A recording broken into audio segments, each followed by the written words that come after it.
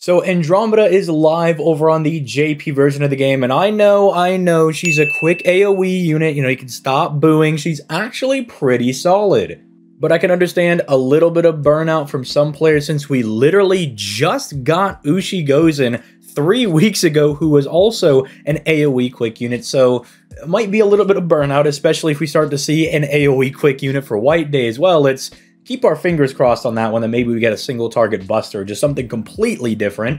But I actually like what I'm seeing with this servant, so much so that I'm probably going to end up summoning for her. Maybe might do that later today over on my Twitch around 6 p.m. Eastern Standard Time, if you want to check that out and see me either get her or despair. But I do like what they're doing with this unit because she's pretty decent at farming. I mean, being a rider means you're primarily going to bring her against casters, especially because she does not have any power mod or niche gimmick that you want to bring her to, say, fighting a neutral enemy that's like Earth or Man or Divine or anything like that. So the fact that you're going to bring her to go fight casters most of the time does mean her looping is always going to look really good. Very similarly to, say, someone like Summer Suzuka, who, despite not really having a whole lot of gimmicks herself either, the fact that you're always bringing them to go fight casters because they're riders is just going to make them look very good. But I also like what she's doing in CQs. Her passives are very strong, her skills are all really good, but instead of just telling you that she seems good, let's start breaking her down in today's video. But before we begin, if you've not already, make sure to leave a like on the video and subscribe to the channel for that sweet daily FGO content, as your boy is always going to make sure that you are informed on what's going on in both the NA and JP version of the game. But without further ado, let's move into this.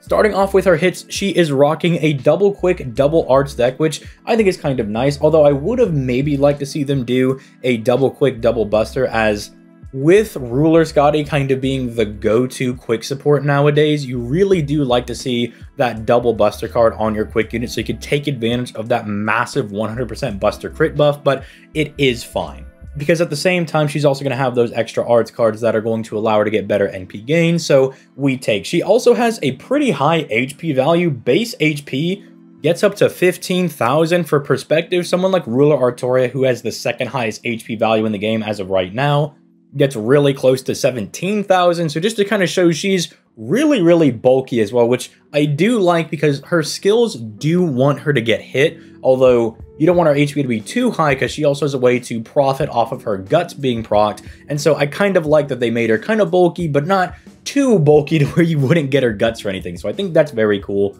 And her NP gain is at a pretty decent 0.62%, so not ridiculously high. You'd obviously like to see that be a bit higher. It's something I was complaining about over on my stream a couple of days ago, where we were kind of going over the fact that if you want to buff quick units, you can kind of just start giving them higher and higher NP gain values. Just start giving them base 0.80%, or even start punching up and getting up to like 1% NP gain, 1.1%.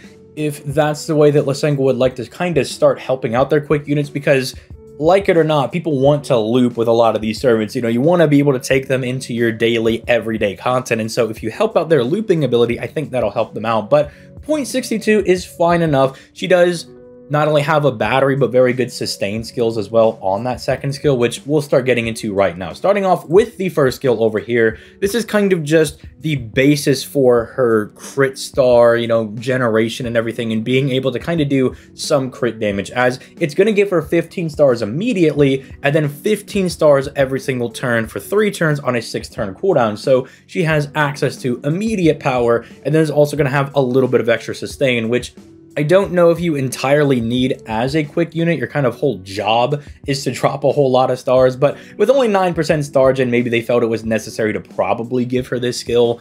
Also, in sticking with that idea that she is kind of bulky, she does just have flat out 1,000 damage cut for 3 turns as well, which is going to make her quite a bit more hard to take down, which again is a little weird because one of her passive skills does give her a way to profit off of her guts being procced. But again, if you're going to take like a wayward NP or really big crits, if she's getting targeted a couple of times, which will come into play with the second skill in just a second, I guess you still could proc the guts, but I like that she does have this at the very least. Ways to kind of keep herself around, because Ruler Scotty and normal Scotty are not really doing her any favors and trying to keep her alive. And then finally, they gave her a 30% battery. I think this is fine. In some of the farming testing that I've seen other people kind of throw up, it does seem as though she is going to be good enough with this 30% battery.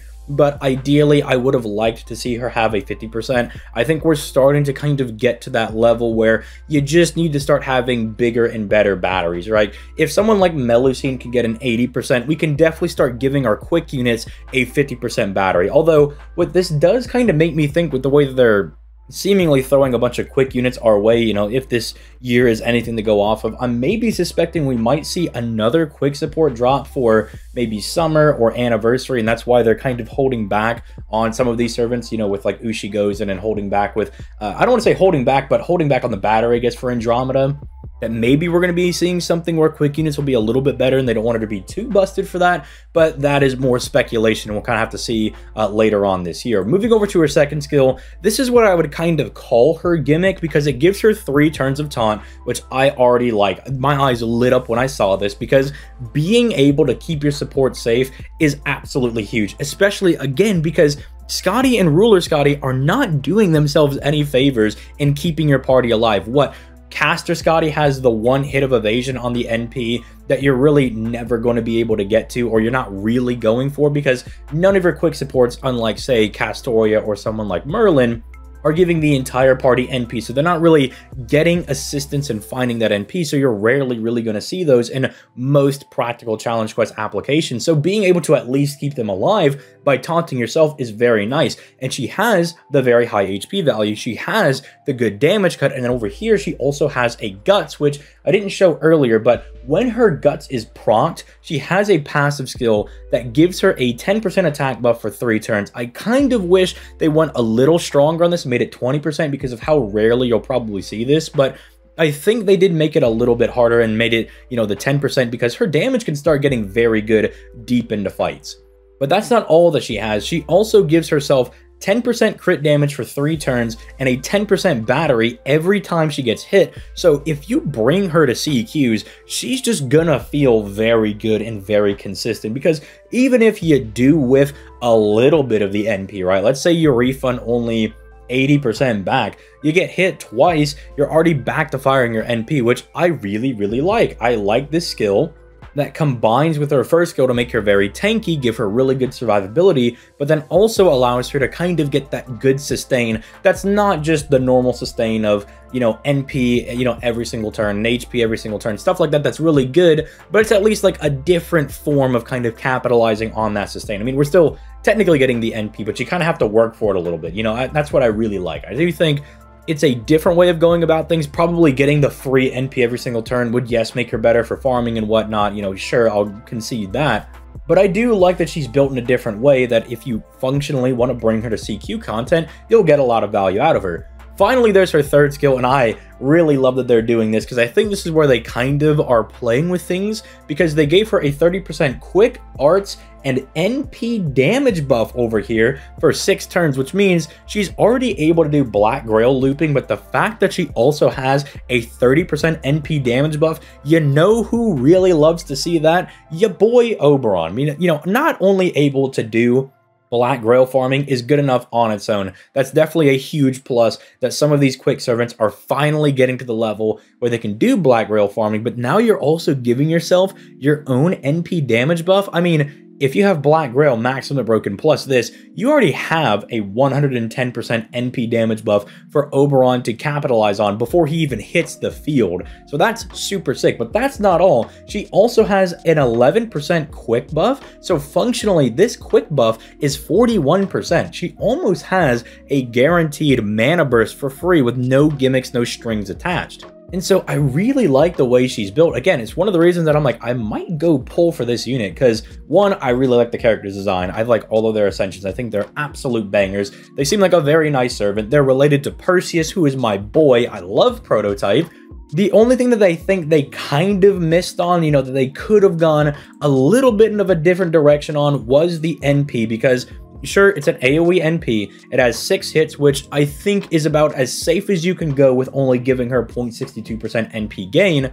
And the 50% defensive for themselves is kind of nice. That's the same thing that, say, Sakamoto Ryoma has. So after she fires her NP, she's going to be really hard to kill. And granted, most challenge quests, most more difficult content you're going into with your quick units, you're probably starting off the first turn with your NP. So you go in, you fire your NP, you got 50% defense, you got damage cut, and even if they get past all that, you have a gut. So she's really tanky and she's taunting everyone. Should be absolutely fine. The skill seal, I think, is very nice because in a way, you know, sometimes these on-hit characters can suffer from the idea of, well, what if the enemy just starts firing skills? It's one of the things that kind of frustrated me a little bit when using Gareth, is that the enemies would just always fire their skills and not attack Gareth. And I'm like, dude, I'm trying to stack my attack buffs over here. Can you please just start attacking me? And so sealing all their skills is good because it's like, okay, you can't do that. You have to come attack me. I think that's very good and can prevent some bosses from doing very annoying things. The defense down, I do like, but it does not seem like it procs first. If it does, then I will kind of, you know, be fine to be wrong on this one, that she's going to be a bit better than I'm giving her credit for. But if it doesn't apply first, then some people might be disappointed with her NP1 farming damage, or really just her NP1, you know, challenge quest damage in general. She's hitting around 25k, and, you know, don't freak out. I know the damage calculator over here says Tai Gong. It's because Andromeda is not in the system, but I, you know, put in her attack values, fodder, all that good stuff. You'll see that she's hitting around 25k, which, ironically enough, is really close to where Tai Gong himself is at with no power mods. But unlike him, she's not rocking, you know, the different power mods to really take advantage of all of those, which is a little unfortunate. But you will see in some of these other screenshots and some of these other calcs that I did, she starts to get better the deeper into the fight you can go. You know, you see once she gets, you know, her first defense down, and because none of her buffs are like, say, hit based or anything like that, they're just free. You know, she has them as soon as she fires them. You can reliably get this very good damage starting to stack. And then God forbid you get that attack buff in there. Her damage does start to look very, you know, kind of agreeable. I really like that she's just doing really good, strong damage, kind of able to get to the point of, you know, Ivan's levels of damage. But again, this kind of does come into the issue that I have, is that people like even Ivan not only start a lot higher, but, you know, they have two different good power mods that she, you know, is kind of just lacking. And so I think this servant will probably get overlooked a lot, which is very, very unfortunate, because I like the way they're built. And it does not help that Yugioh just came out right before her. And even though Yugioh herself can struggle a little bit when it comes to farming, you know, her looping is not the craziest, her earth attribute damage is absolutely ballistic, right? Like, the amount of damage you can start to do with this AoE unit is absurd. I mean, it starts to hit like, what, 80k? You're starting to do as much damage as some of the higher hitting single target units in the game. It gets nuts. And so it probably doesn't help that Andromeda doesn't really have as explosive of a ceiling as she does. But again, I kind of see her as a defensive, good challenge quest type unit. But even then, I would probably not even rate her higher than, say, B+ at probably the highest, because still, if we want to be a challenge quest unit, where's our Pierce Invul? Where's our Sure Hit? Where's our debuff immunity? Where's our debuff cleanse? Do we have any heals or anything? Because while we are very, very tanky, once we lose our HP, we're not getting it back, which is why I'm maybe thinking that whether, you know, it does be Tamamo Aria and then, you know, they please all the fans, they give us some other quick support that, you know, would have to be very good and very meta and blah, blah, blah, blah, blah, all that good stuff, but maybe does things that complement some of these other quick units, you know, focus on, you know, the debuff cleansing and the healing and all that good stuff. I think that'd be very, very nice. If we do see that for, say, summer, or we see that for anniversary, something along those lines, that could definitely be interesting. Or maybe even Ordeal Call and stuff along those lines. Although we usually don't get our, you know, absolute crazy supports for, you know, just story chapters, right? I mean, even Scotty, they delayed from Lost Belt 2, which came out a little before the anniversary, to the actual anniversary itself. So we'll have to see what they decide to do. But again, I think for me, it's looking like a solid B+ type unit, Chief. But let me know what you think in the comments down below. Leave a like, subscribe, all that good stuff. And I'll catch some of you guys later on today as I go through despair trying to pull this unit. Last thing I really wanted to add to the end, by the way, is that her bond CE actually does seem pretty good. It gives her an extra guts that's 20% of her HP for one time, so it's just kind of like a free extra guts that you get.